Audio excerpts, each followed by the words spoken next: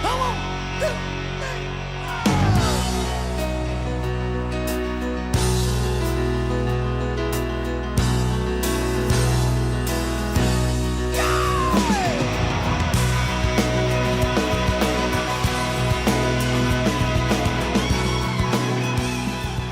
Well, good morning. Welcome back to the Broadcast Retirement Network.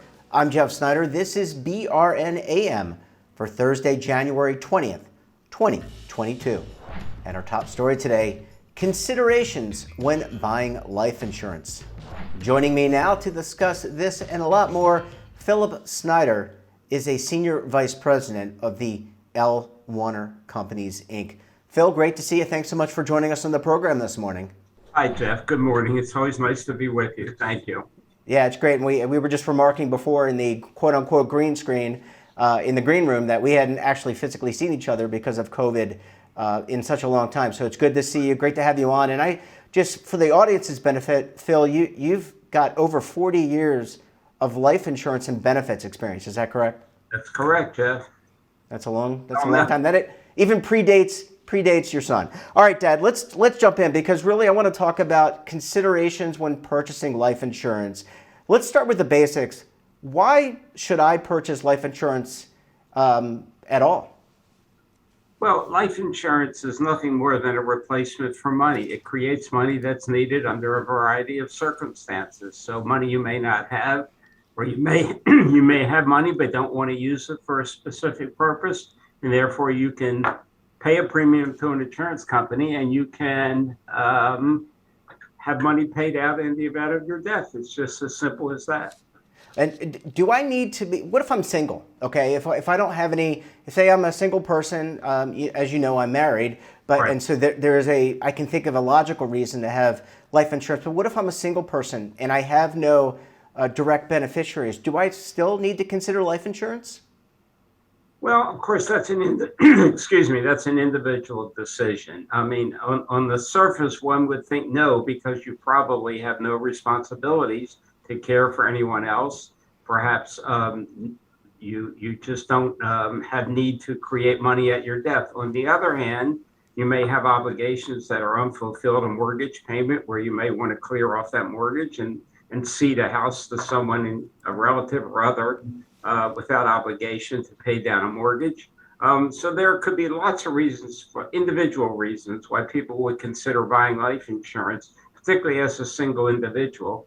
Another reason might come to mind that you may not have an immediate need, and we can talk about this perhaps as we further our conversation. You may not have an immediate need for life insurance, but you may have a downstream need, and therefore you might want to guarantee your insurability through purchase of some life insurance today. And we can talk about that a little bit later on. Sure, and I want to follow up on that. Have you personally seen or have you heard anecdotally of people, because of the pandemic, doing much more life planning, much more focus on buying insurance and insurance products and doing the vetting, even at an earlier age? Yeah, I think that in general, I think insurance sales are up substantially through the pandemic, at least in the past year, so calendar year. What's also interesting, however, is that claims are way up, way beyond expected claims throughout the industry. I think the last figure I read was something like nearly 35 billion in claims.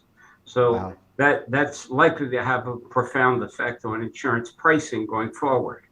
Yeah, let's. And just to follow up on that, and thanks for that information, who sets the rates? There's an insurance company, and then as far as I know, there's an insurance commissioner within each state. But who sets the insurance rates that an individual like myself or someone else would pay? Generally, the insurance company prices its products. Now, wild swings in product changes would be governed by the insurance commissioner. So in other words, if I wanted to market, if I'm a company, I want to markedly increase my rates for whatever reason, I may have to go to the insurance company to get approval to do that, to the insurance commission, to get approval to do that. But by and large, insurance companies set their own rates based upon their own experience, the profit that they wish to derive from the sale of their products. What forces companies to be competitive is that there are many, many choices of companies and products out there. So in that respect, the purchaser has a little bit of leverage in terms of which company he or she chooses to purchase insurance from. Yeah, and that's the value of the free market. Last question for this segment. We talked about COVID. Is it a challenge yet for, say, and I don't want to get into the whole vaccinated versus unvaccinated issue, Right. but is that an issue if you've had COVID or haven't had COVID, if you have underlying conditions, are any of those things factors in your ability to get insurance today? Likely, yes.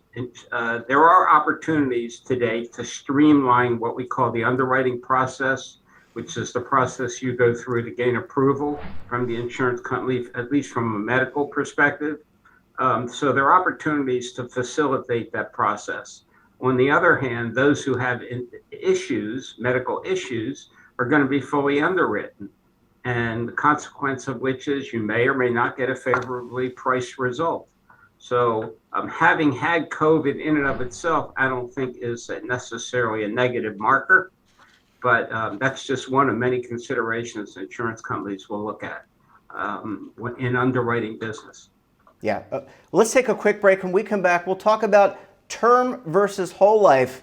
We'll break it down for you. You're going to want to stay tuned right here on BRN AM. But if you're tired of the same Imagine a new television network that will make you richer, healthier, and in control of your financial future.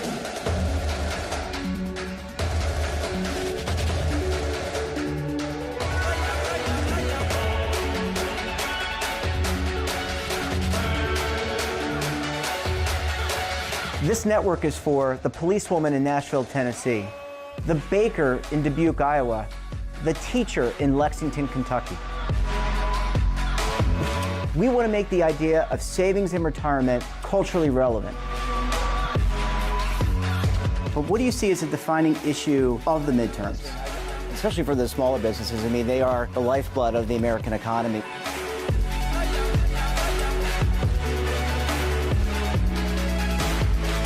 Featuring exclusive interviews, current affairs, and docuseries. 33 years old, you retired early. The philosophy is money only matters if it helps you live a life that you love. But you got to start thinking about retirement as soon as you get in. The Broadcast Retirement Network will drive very high engagement with premium partnerships. So this isn't retirement and savings for your parents or grandparents. This is for all Americans. And we're going to change the way you think about money.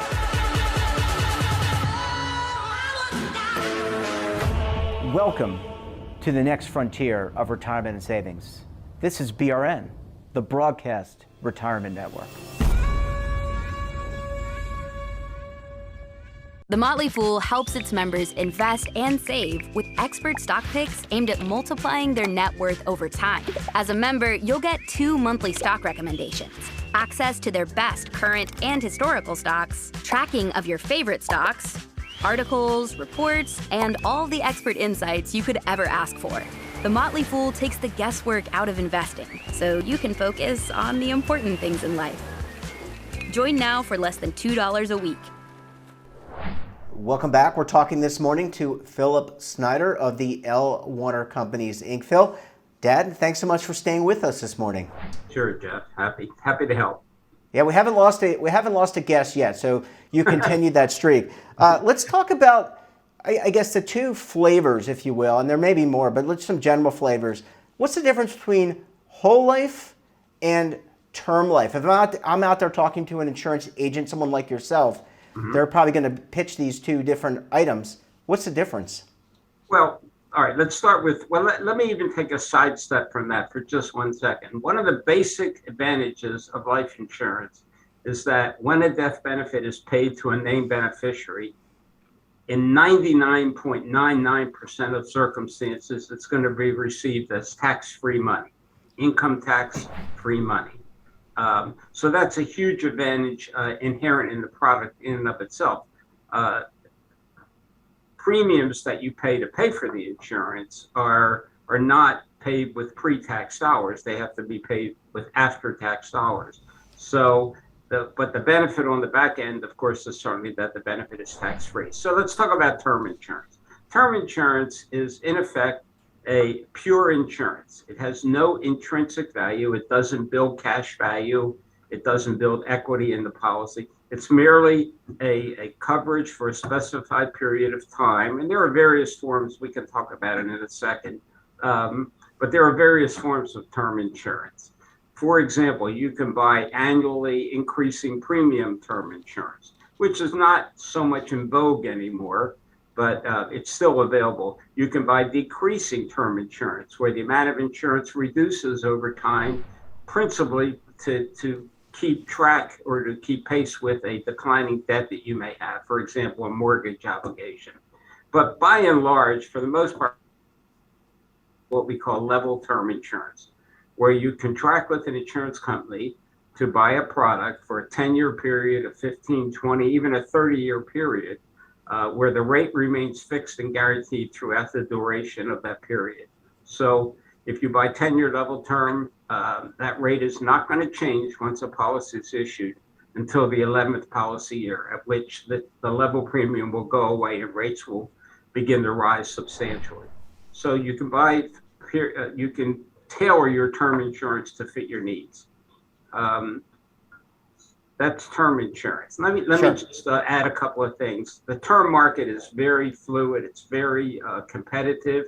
I do think, in light of very negative experience in the short term, we might see some increases in rates as carriers try to recoup some of these mortality losses they've experienced.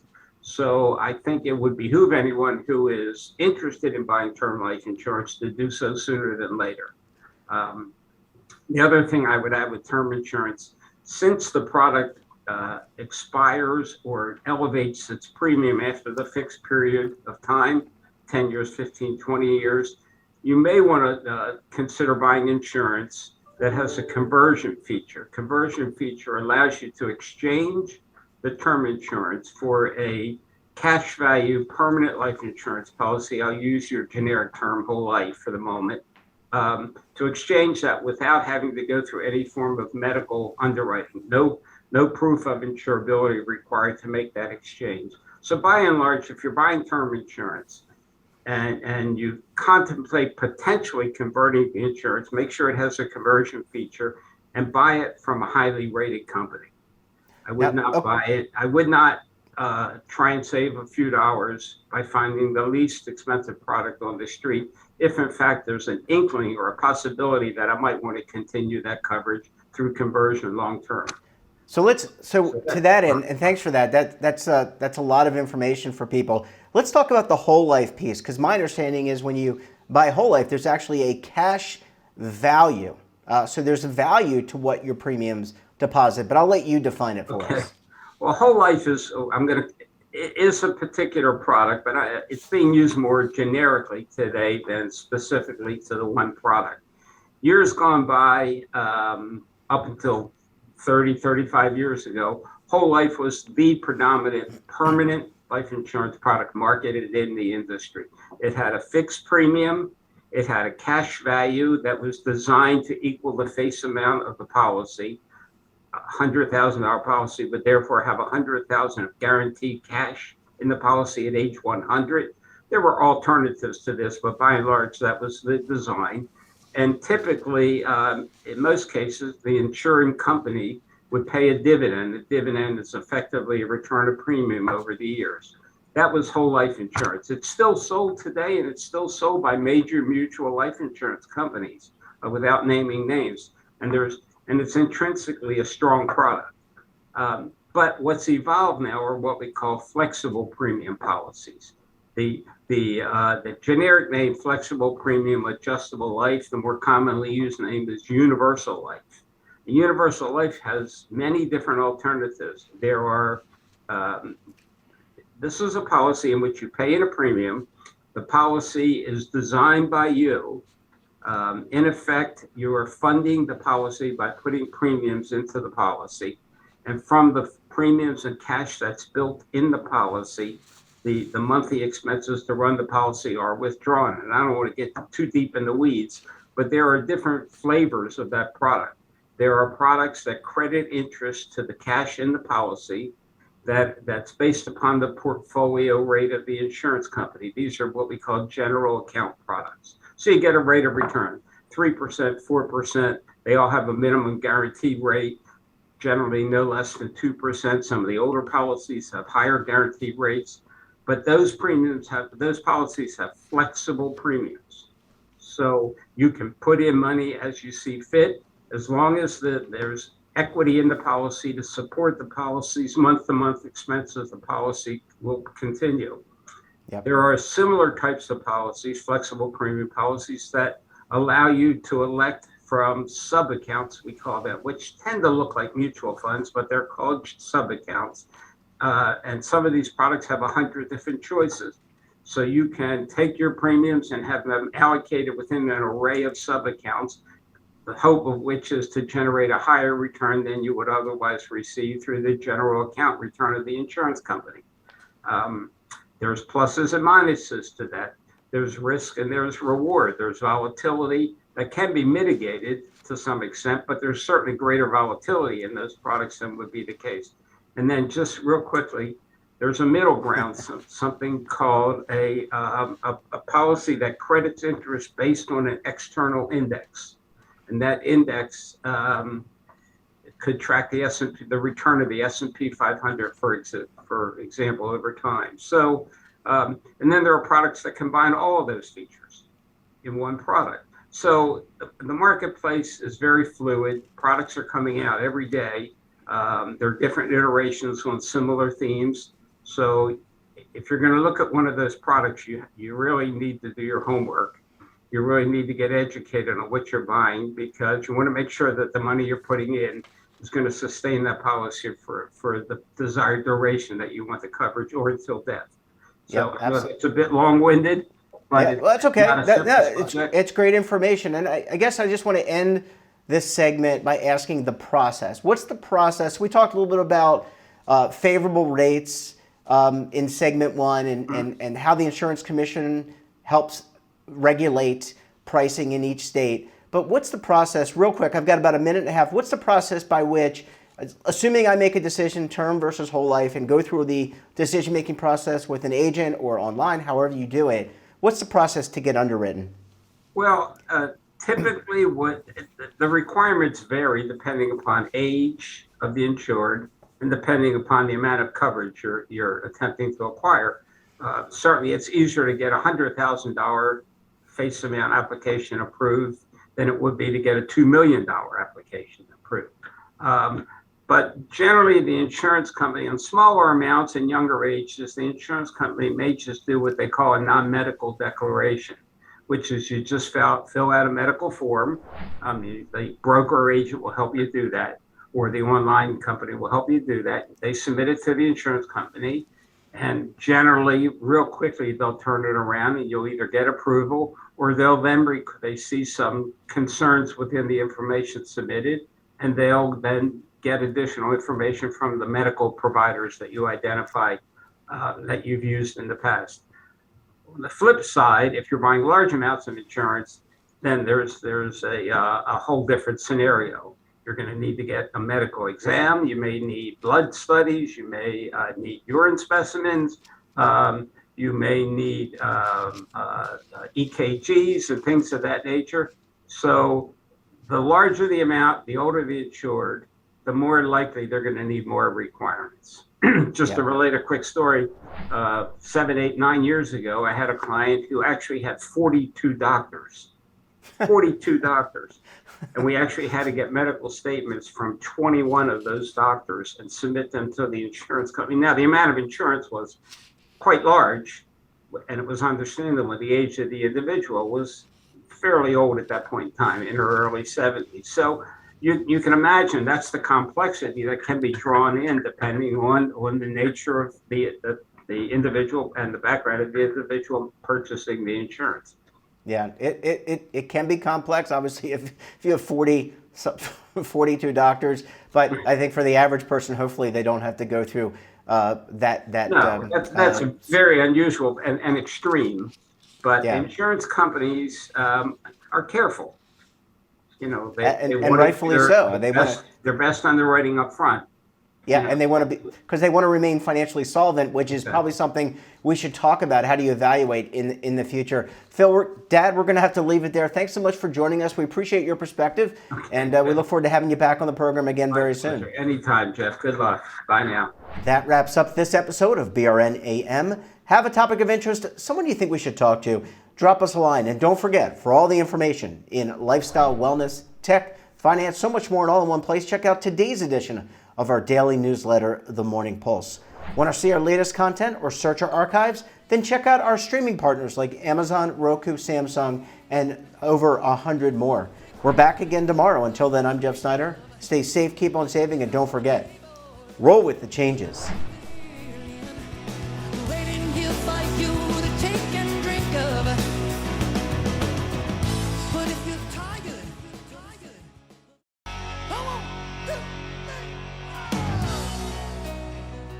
Now is your opportunity to co-create content around any topic on the first lifestyle and wellness network. Reach a global audience through our platform and co-own exclusive branded content. All of our programs are available on demand and also as audio-only podcasts, so you can take us on the go. Broadcast Retirement Network, available anytime, anywhere, and on any device. Are you being audited and do you owe the IRS $10,000 or more in back taxes? Is the IRS threatening to take more of your money? Don't fight the IRS alone. The Tax Doctor is here to help you negotiate your tax bill and reduce your stress. The IRS can freeze your assets and seize your bank accounts, but you can stop these IRS actions. The Tax Doctor will work with you using our years of experience to represent your case to help you get the best resolution under the IRS guidelines. Help is here to deal with the IRS to reduce your stress. We've handled thousands of cases, so we know what we're doing. If you owe $10,000 or more in back taxes, do not call the IRS alone. Call a Tax Doctor now for a tax emergency analysis. Call 800-224-6439.